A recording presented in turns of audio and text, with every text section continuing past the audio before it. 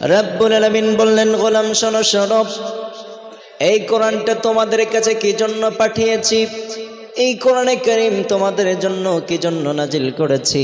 রব্বুল আলামিন বলেন, হুয়াল্লাযী ইউনাজ্জিলু আলা আবদিহি আয়াতিন বাইনাতিল লিয়ুখরিজাকুম মিনায-যুলুমাতি ইলান-নূর। রব্বুল আলামিন বললেন, গোলাম শোনো শোনো, এই কিতাবটা কি জন্য নাজিল করেছি, যে মানুষগুলো অন্ধকারের মধ্যে আছে, আবার যে মানুষগুলো পথহারা হয়ে আছে, যেই মানুষগুলো শিরকের মধ্যে লিপ্ত আছে, যেই মানুষগুলো পথহারা হয়ে অন্ধকারের মধ্যে ডুবে আছে, মিনাজ-জুলুমাতি ইলান-নূর, ওই সমস্ত মানুষগুলোকে আলোর দিকে নিয়ে আসার জন্য এই কোরআনটাকে নাজিল করেছে কে? এজন্য এই কোরআনে যারাই অনুসরণ করবে, যারাই অনুকরণ করবে, তাদেরকে জান্নাতি বলে ঘোষণা করেছে কে? এজন্য করে এই কোরআনকে ফলো করার দরকার আছে না নাই? একটা দল থাকবে কিয়ামত পর্যন্ত কোরআনের পক্ষে কথা বলবে, আবার একটা দল কিয়ামত পর্যন্ত থাকবে তারা কোরআনের বিরোধিতা করবে, ঠিক কি না? একটা দল থাকবে কিয়ামত পর্যন্ত এই কোরআনের আইন বন্ধ করতে চায়, আবার একটা দল থাকবে কিয়ামত পর্যন্ত এই কোরআনের আইন বাস্তবায়ন করার জন্য নিজের জীবনটা বিলিয়ে দিতে চায়, ঠিক কি না? এজন্য করে জোরে জোরে যুগে যুগে যত নবী রাসূল এসেছেন, যত গাউস কুতুব এসেছেন, তারা চেয়েছে এই কোরআনের আইনটা বাস্তবায়ন করবে, ঠিক কি না? আবার একটা দল চায় কোরআনের আইনটাকে ডাবিয়ে ফেলবে, কিভাবে? মাটির সাথে মিশিয়ে দিতে চায়। রব্বুল আলামিন তাদের ব্যাপারে বললেন, ইউরিদুনা লিইউতফিউ নূরাল্লাহি বিআফওয়াহিহিম ওয়াল্লাহু মুতিম্মু নূরিহি ওয়ালাউ কারিহাল কাফিরুন। আল্লাহ বললেন, গোলাম শোনো শোনো, এমন একটা দল থাকবে তারা কোরআনের আইনটাকে ফু দিয়ে নিভাতে চায়। তারা যদি কিয়ামত পর্যন্ত এই কোরআনের আইন ফু দিয়ে নিভাতে চায়, কিয়ামত পর্যন্ত চেষ্টা করলেও পারবে নাকি? কথা বলেন। আবু জেহেল, আবু লাহাব এই কোরআনের আইনটা বন্ধ করার জন্য, এই কোরআনের আইনটাকে মুছে দেওয়ার জন্য আজীবন চেষ্টা করেছে, তারা সফল হয়েছে নাকি? কথা বলেন। এই দুনিয়া থেকে তারা চিরবিদায় নিয়ে তাদের নামগন্ধও নাই, কিন্তু কোরআনের আইন আজও বাস্তবায়ন আছে না নাই? প্রত্যেকটা এলাকায়, প্রত্যেকটা মহল্লার মধ্যে কোরআনের আইন বাস্তবায়ন আছে, কিন্তু যারাই বন্ধ করতে চেয়েছে তাদের কোনো অস্তিত্ব খুঁজে পাওয়া যায় নাকি? কথা বলেন না কেন? এই কোরআনের তেলাওয়াত তারাও শোনার জন্য পাগল ছিলেন, ঠিক কিনা? আবু জেহেল, আবু লাহাব বাসায় কোরআন যখন নাজিল হয়েছে, কোরআনের আইন যখন বাস্তবায়ন হওয়া শুরু করেছে, বিশ্বনবী যখন কোরআন তেলাওয়াত করতেন, মক্কার কাফেররা, বড় বড় লিডাররা আবু জেহেল, আবু লাহাব বাসায় কোরআনের তেলাওয়াত শোনার জন্য বিশ্বনবীর ঘরের কিনারায় তারা রাতের অন্ধকারে দাঁড়িয়ে থাকতেন, ঠিক কিনা? এজন্য করে তোমরা যতই চেষ্টা করো না কেন, এই কোরআনটা নাজিল করেছে কে? আল্লাহ রাব্বুল আলামিন বললেন, ইন্না নাহনু নাযালনা যিকরা ওয়া ইন্না লাহু লাহাফিজুন। রাব্বুল আলামিন বললেন, ও গোলাম, এই কোরআনকে নাজিল করেছি আমি, আর এই কোরআনের সংরক্ষণের দায়িত্ব নিয়েছি আমি, ঠিক কিনা? এজন্য কিয়ামত পর্যন্ত যদি কোরআনের আইন বন্ধ করতে চায়, পারবে নাকি? কথা বলেন। যখন মুসলমানদের রাজত্ব শুরু হয়েছে ভারতবর্ষের মধ্যে, ব্রিটিশদের যখন এই ভারতবর্ষ থেকে তাড়িয়ে দেওয়া হয়েছে, বের করে দেওয়া হয়েছে, ব্রিটিশরা চিন্তা করলো কোরআনের আইন কিভাবে বন্ধ করা যায়। 12 সদস্যের একটা দল পাঠিয়ে দিলেন ভারতবর্ষে, কিভাবে কোরআনের আইনটাকে বন্ধ করা যায়, কিভাবে ভারতবর্ষ থেকে কোরআনের আইনটাকে মুছে দেওয়া যায়। তারা 1 মাস ধরে জরিপ করলেন কিভাবে কোরআনের আইনটা বন্ধ করবে। তারা জরিপ করে ইংল্যান্ডে ফিরে গেলেন, ব্রিটিশে ফিরে গেলেন।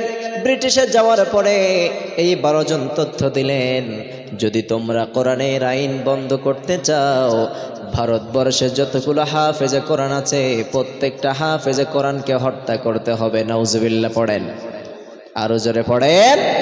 আর লাইব্রেরিতে যতগুলো কোরআন আছে সব কোরআনকে পুড়িয়ে ফেলতে হবে, তবেই না কোরআনের আইন বন্ধ করা যাবে। নাউজুবিল্লাহ পড়েন। কিন্তু এক জায়গায় যদি কোরআনের আইন বন্ধ করে ফেলে, হাজার জায়গায় এই কোরআনের বাতিটা একজন জ্বালাবেন, তিনি কে? একজন হাফেজে কোরআনকে দুনিয়ার মধ্যে থেকে ধ্বংস করবেন, 10 জন হাফেজে কোরআন তৈরি করবে কে? একটা কোরআন পৃথিবীর জমিন থেকে মুছে ফেলবেন, হাজারো কোরআন এই পৃথিবীর মানুষরা আবার তারা তৈরি করে ফেলবে, ঠিক কিনা? এজন্য করে হাফেজে কোরআনকে আপনি হত্যা করেন না কেন, আপনি কোরআন যতই পড়িয়ে ফেলেন না কেন, একটা কোরআন পড়াবেন, হাজার কোরআন তৈরি হয়ে যাবে। একটা হাফেজে কোরআনকে হত্যা করবেন, হাজার হাজার হাফেজে কোরআন তৈরি করে দিবে কে? এই ভারতবর্ষে হাফেজে কোরআনের সংখ্যা অসংখ্য, ঠিক কিনা? আবার বাংলাদেশে লক্ষ লক্ষ হাফেজে কোরআন আছে, গোটা ওয়ার্ল্ডের মধ্যে লক্ষ লক্ষ কোটি কোটি হাফেজে কোরআন রব্বুল আলামিন তৈরি করে দিয়েছে। একটা হাফেজে কোরআন দুনিয়া থেকে বিদায় হয়ে গেলে ও হাজার হাজার হাফেজে কোরআন বাঁচিয়ে রাখবে একজন, তিনি কে? যারা এই কোরআনের সাথে লেগে থাকবে তাদের সম্মান বেশি না কম? সাইয়েদনা আবু বকর রাদিয়াল্লাহু আনহু কোরআনের সাথে সম্পর্ক রেখেছেন, তার সম্মান দুনিয়ায় বেশি না কম? কথা বলেন না কেন? আখিরাতেও সম্মান বেশি না কম? আবার সাইয়েদনা ওমর ফারুক জাহান্নামের নরকিট ছিলেন, কিন্তু যখন কোরআনের সংস্পর্শে এসেছে রব্বুল আলামিন তাদেরকে পরশপাথর হিসাবে পরিণত করে দিয়েছে, ঠিক কিনা? এজন্য করে যারা এই কোরআনের সংস্পর্শে এসেছে, যারা এই কোরআনের আইনটাকে মেনে নিয়েছে, রব্বুল আলামিন দুনিয়ায় তাদের সম্মান দিয়েছেন, আখিরাতেও সম্মান দান করবেন একজন, তিনি কে? এজন্য আমাদের কোরআনের সাথে লেগে থাকার দরকার আছে না নাই? সামান্যতম একটা উদাহরণ দিলে আপনারা বোঝা যাবে।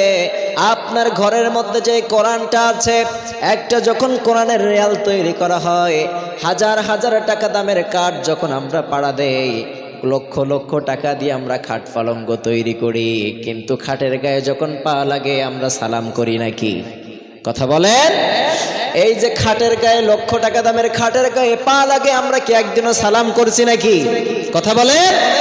কিন্তু সামান্য একটা কাঠ দিয়ে যখন রেল তৈরি করা হয়, এই রেলটা যখন মাটির মধ্যে পড়ে থাকে, রেলের গায়ে যখন পা লাগে, সঙ্গে সঙ্গে রেলটা নিয়ে আমরা বুকের মধ্যে রাখে চুম্বন করি, ঠিক কিনা? কথা বলেন। আবার অনেক টাকা দামের গজ আছে, হাজার হাজার টাকা দামের গজের কাপড় আছে, এই কাপড় দিয়ে আমরা সুন্দর করে আমরা কাপড় তৈরি করি, কিন্তু মাটির মধ্যে পড়ে থাকলে, জমিনের মধ্যে পড়ে থাকলে একদিন আমরা সালাম করি না, কখনোই চুম্বন করি না। কিন্তু সামান্য একটু নরমাল কাপড় দিয়ে যখন কোরআনের গিলাফ বানানো হয়, কোরআনের কাবার বানানো হয়, এই কাবারটা জমিনের মধ্যে পড়ে থাকতে দেখলে, এই কোরআনের কভারটা যদি কোথাও পড়ে থাকে অথবা পা লেগে যায়, সঙ্গে সঙ্গে কোরআনের কভারটাকে তুলে আমরা চুম্বন করি, বুকের মধ্যে রাখি, ঠিক কিনা? কথা বলেন। একটা কাপড়ের দাম যদি কোরআনের সাথে লেগে থাকার কারণে বেড়ে যায়, একটা সামান্য কাঠের কোরআনের সাথে লেগে থাকার কারণে তারা যদি সম্মান বেড়ে যায়, কোনো মানুষের সিনার মধ্যে যদি কোরআন থাকে, ওই মানুষের সম্মান বাড়িয়ে দেন একজন, তিনি কে? এজন্য করে এই কোরআনটা আমাদের বুকের মধ্যে লালন করার দরকার আছে না নাই? এই যে মাদ্রাসায় অনেকগুলো হাফেজে কোরআন আছে, 2 জন পাগড়ি নিয়েছে, এর সম্মান আমাদের কাছে বেশি না কম? কথা বলেন। এই সম্মান কি লক্ষ টাকা দিয়ে কেনা যাবে নাকি? কথা বলেন না কেন? সম্মান কিন্তু লক্ষ টাকা দিয়ে কেনা যায় না, সম্মানটা অন্তর থেকে আসে, ঠিক কিনা?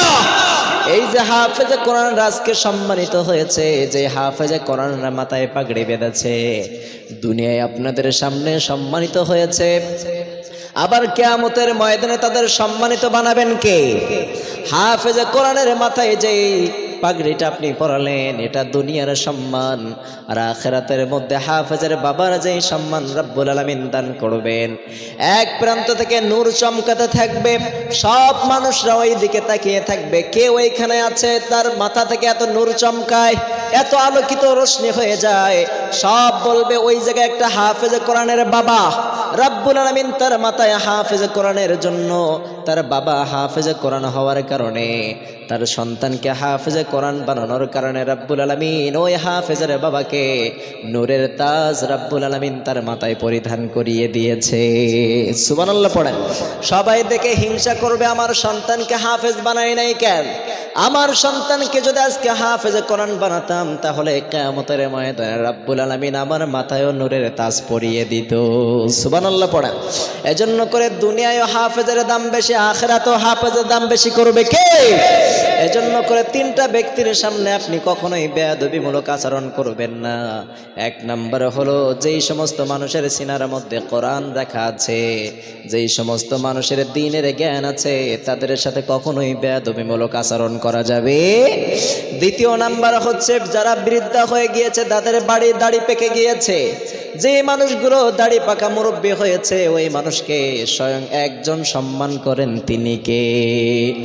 আমরা বৃদ্ধা যখন হয়ে যায়, বৃদ্ধাকে আমরা দেখে নাক সিটকায় অনেক সময় অপমানজনক কথা বলি, আছে না নাই? কিন্তু রব্বুল আলামিন বৃদ্ধা মানুষকে সম্মান করতে বলেছেন। যাদের দাড়ি পেকে গিয়েছে রব্বুল আলামিন তাদেরকে সম্মান করতে বলেছেন, তাদের সম্মান করার দরকার আছে না নাই? কথা বলেন না কেন? কিন্তু অনেক যুবকরা আছে বৃদ্ধা মানুষকে দেখলে গালিগালাজ করে, আছে না নাই? কথা বলেন না কেন? আবার একটা বৃদ্ধা মানুষ যদি কোনো কথা বলে তাহলে বলবে তুমি বুঝবা না, তুমি এখান থেকে সরে যাও, আছে না নাই? কিন্তু তোমার থেকে ওর বয়স কম না বেশি? কথা বলেন। কিন্তু বৃদ্ধা মানুষের সাথে কমল আচরণ করতে বলেছেন মুহাম্মদ সাল্লাল্লাহু। এজন্য কোন বৃদ্ধার সাথে যাদের দাড়ি পেকে গিয়েছে তাদেরকে সম্মান দিয়ে কথা বলবেন। কারণ একজন সাহাবায়ে কেরামের যুগে নয়, বনি ইসরাইলের যুগে এই যখন হাদিসটা শুনলেন যে মুরব্বিয়ানে কেরামদেরকে রব্বুল আলামিন নিজেই সম্মান করে, একজন ব্যক্তি দুনিয়ার সব অপরাধ করে ফেলেছে, সব অন্যায় করে ফেলেছে, কঠিন একটা রোগের মধ্যে আক্রান্ত হয়েছে, মনে হয় কয়েকদিন পরে দুনিয়া থেকে বিদায় হয়ে যাবে। ওই লোকটা তার সন্তানদেরকে ডাকলেন, ও সন্তানরা শোনো শোনো, হয়তো আমি কিছুদিন পরে দুনিয়া থেকে বিদায় হয়ে যাব, কিন্তু আমার দাড়িগুলো এখনো কাঁচা আছে, পাকে নাই, আমার দাড়িগুলো সাদা হয় নাই। আমি যখন দুনিয়া থেকে বিদায় হয়ে যাব, দুনিয়া থেকে যখন বিদায় হয়ে যাব, বিদায় হওয়ার পরে তোমরা সর্বপ্রথম আমাকে গোসল করাবে, এরপরে কাফন পরাবে, দাফন করার পূর্ব মুহূর্তে, কবরে রাখার পূর্ব মুহূর্তে আমার দাড়িগুলা তোমরা সাদা করে দিবা, রং করে দিবা। কারণ হচ্ছে রব্বুল আলামিন দাড়ি পাকা মুরব্বীদের সাথে ভালো ব্যবহার করে। সুবহানাল্লাহ পড়ে। ওই ব্যক্তি রব্বুল আলামিনের কাছে মনে মনে তওবা করেছে, রব্বুল আলামিন অনেক তো অন্যায় করে ফেললাম, অনেক অপরাধ করে ফেললাম, আমার অপরাধের কোনো শেষ নাই, আমার গুনাহের কোনো শেষ নাই, আমার অপরাধ সব অপরাধ করে ফেলেছি। রব্বুল আলামিন আমার জিন্দেগিতে ক্ষমা করবে হবে কিনা জানি না, কিন্তু আপনার জাহান্নামের ভয়ে, আপনার আযাবের ভয়ে আমার দাড়িগুলো আমি সাদা করে আপনার কবরে আসতে চাই। আমার দাড়িগুলো এখনো পাকে নাই। ওই ব্যক্তি কিছুদিন পরে দুনিয়া থেকে বিদায় হয়ে গেলেন। দুনিয়া থেকে বিদায় হয়ে যাওয়ার পরে ওই ব্যক্তির কথা মতো তার সন্তানরা ওসিয়াত পালন করে যাচ্ছে। সর্বপ্রথম তাকে গোসল করালেন, গোসল করানোর পরে তাকে কাফন পরালেন, দাফনের পূর্ব মুহূর্তে তার সন্তানরা তার দাড়িগুলোকে সাদা করে দিলেন। এরপরে কবরস্থ করে দাফন করে সব সন্তানরা বাসায় ফিরে আসলেন। এরপরে কবরে দেওয়ার সাথে সাথে মুনকার নাকি আসে কি আসে না? কথা বলেন। প্রশ্নের সওয়াল জবাব আমাদের সকলকে দিতে হবে কি হবে না? কথা বলেন না কেন? আমাদের মনে হয় দিতে হবে না। কথা বলেন। মুনকার নাকির প্রশ্নের জবাব সকলকে দিতে হবে না? কথা বলেন। আর কথা বলেন না কেন? যারা মনে হয় কথা বলেন এদেরকে দেয়া লাগবে না। কথা বলেন। সবাইকে দেয়া লাগবে কি লাগবে না? মুনকার নাকির জবাব অবশ্যই দেয়া লাগবে, এতে কোনো সন্দেহ আছে? কথা বলেন না কেন? মুনকার নাকির জবাব সকলকে দিতে হবে। সকলকে এই তিনটা প্রশ্নের সম্মুখীন অবশ্যই হতে হবে।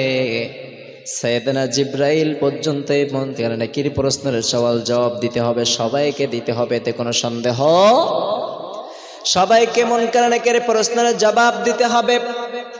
এরপরে যখন ওই ব্যক্তিকে কবরে রাখা হলো, কবরস্থ করা হলো, ওই ব্যক্তি তো কবরের মধ্যে আতঙ্কের মধ্যে আছে, ভয়ে ভয়ে আছে।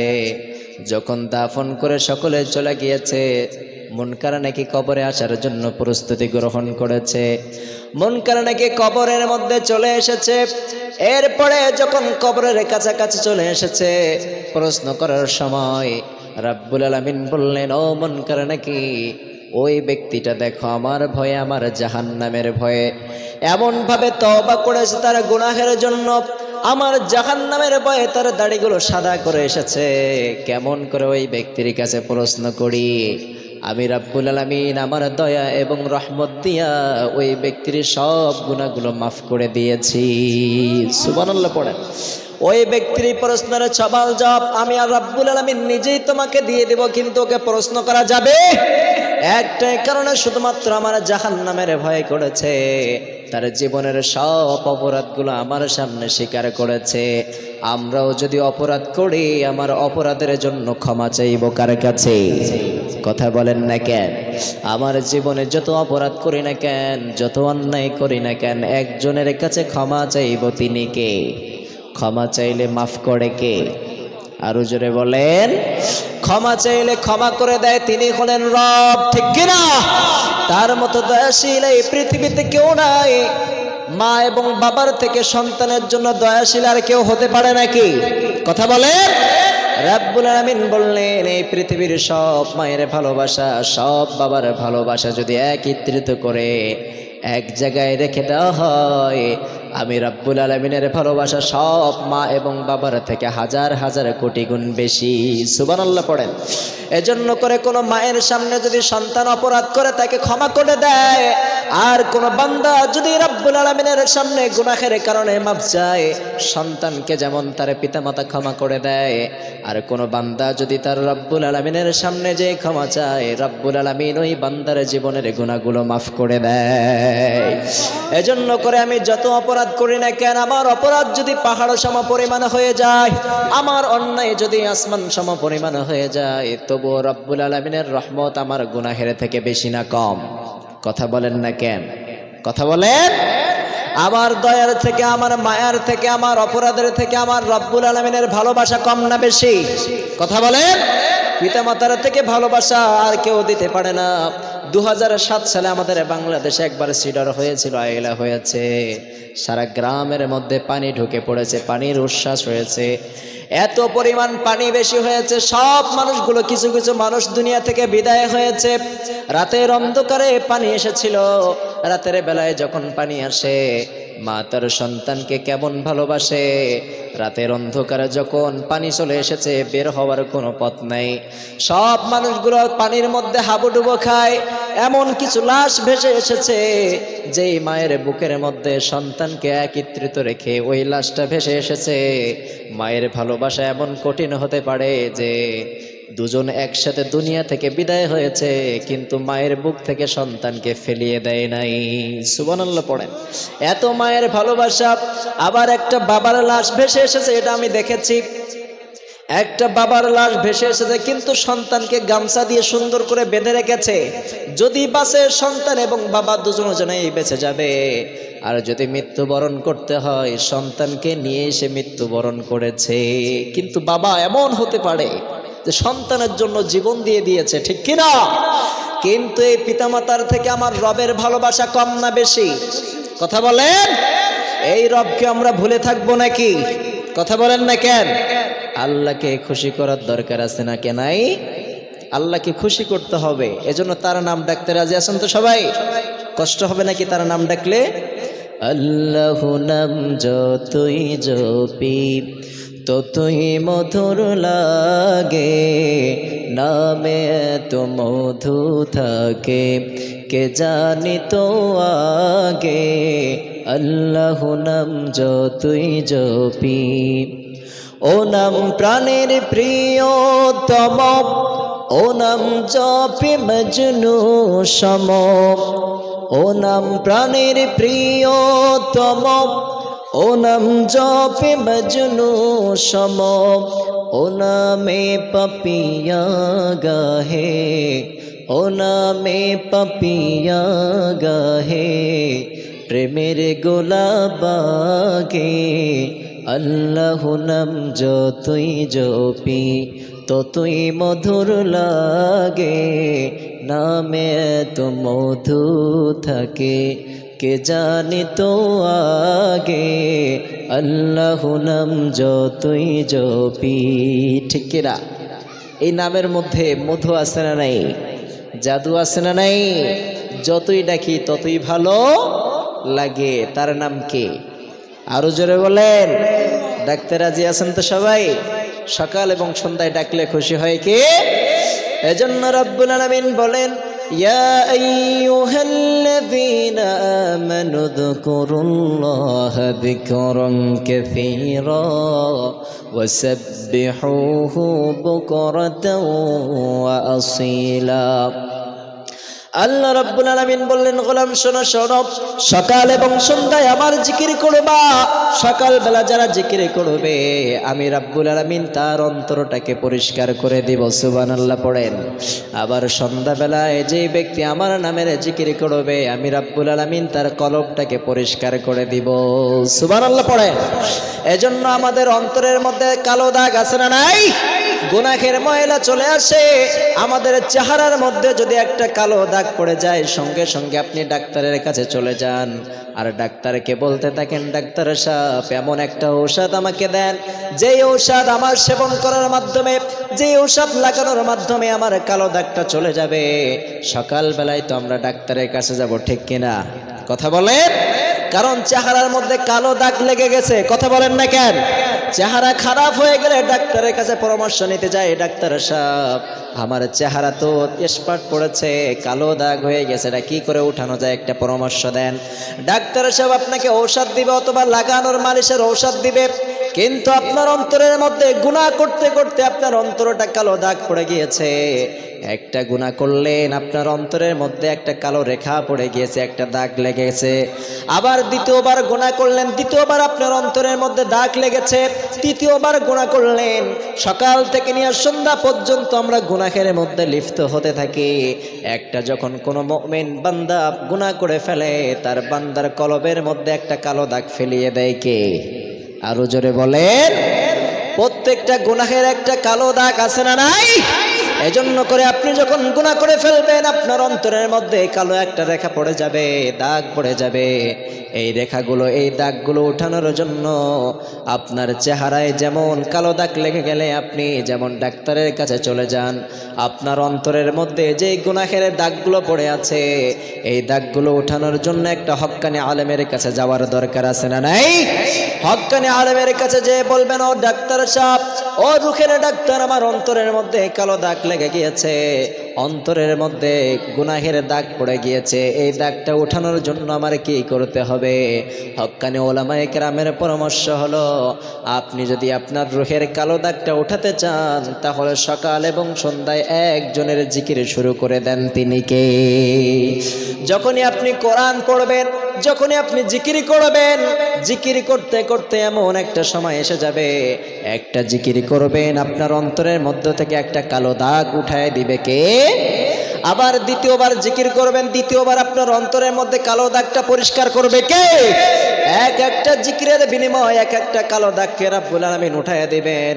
যতবার জিকির করবেন ততবার আপনার অন্তর থেকে কালো দাগগুলো মুছে ফেলবে কে? আরো জোরে বলেন।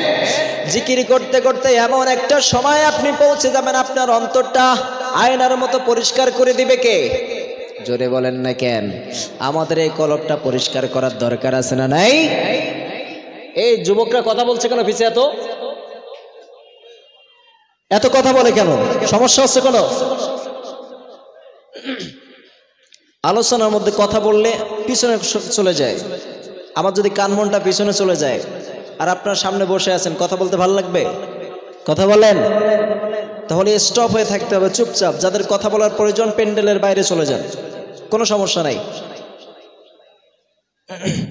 একটু জিকির করি, সুবহানাল্লাহ।